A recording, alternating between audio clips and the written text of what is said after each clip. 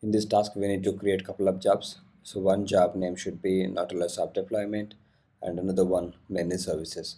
So in this job, we are going to get into the storage server and then we're going to run git pull command. And then in this one, we are going to restart it, restart the HTTP service. But we have to chain them. So uh, if this job succeeds, then only it needs to be triggered. So that's what we need to have it. So that's means we're chaining it one job to another. So that's why this called chain build. So if you click on Jenkins, you're gonna land in this page. So once you log in, click on create job. The first job name should be Nautilus app deployment. So before doing before running some shell scripts, what I'm gonna do, I'm gonna get into storage server Natasha ststr01.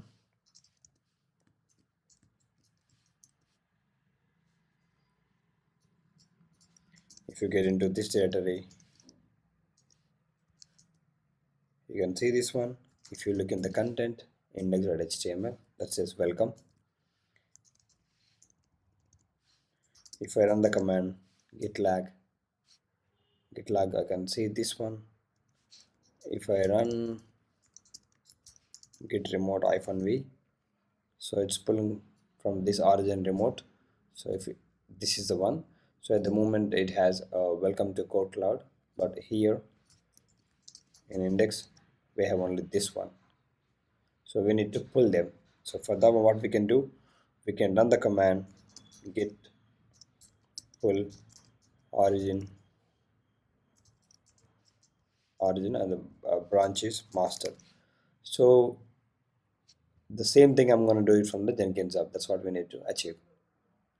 So if you come here, click on execute shell and then just copy this command because we are running it from Jenkins.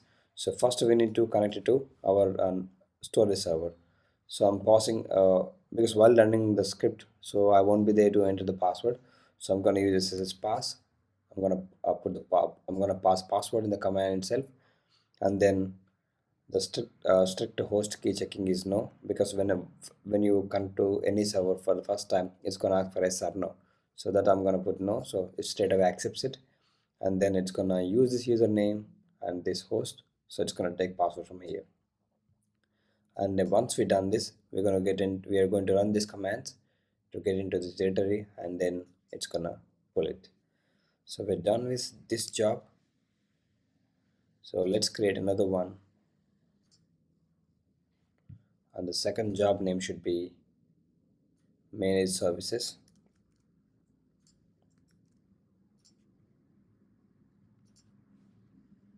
So in this job, what we need to do, we are going to execute shell, then we're going to get into app servers 123, and then we're going to run uh, sudo systemctl restart httpd.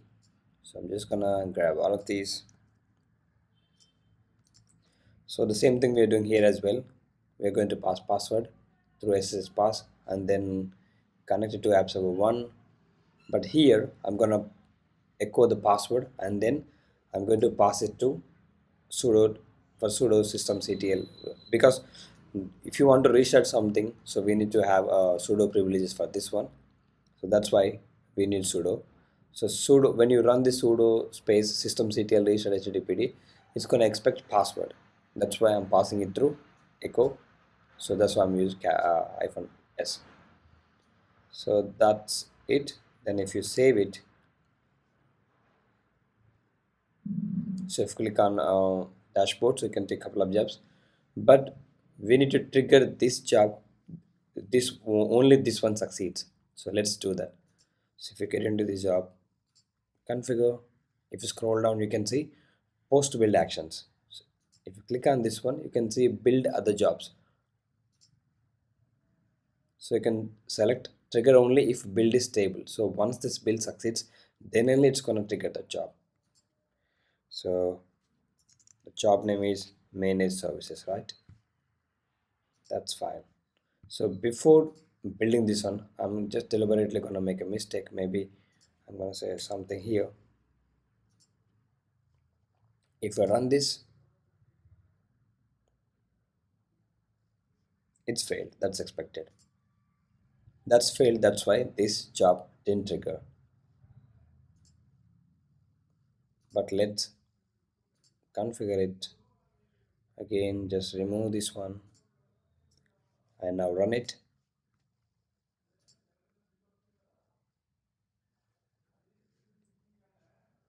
It succeeded. If you go back, this one is building. It's built automatically.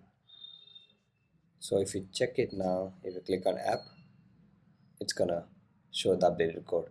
So that's what chain means. What you're linking one job to another one. So if I click on check results now,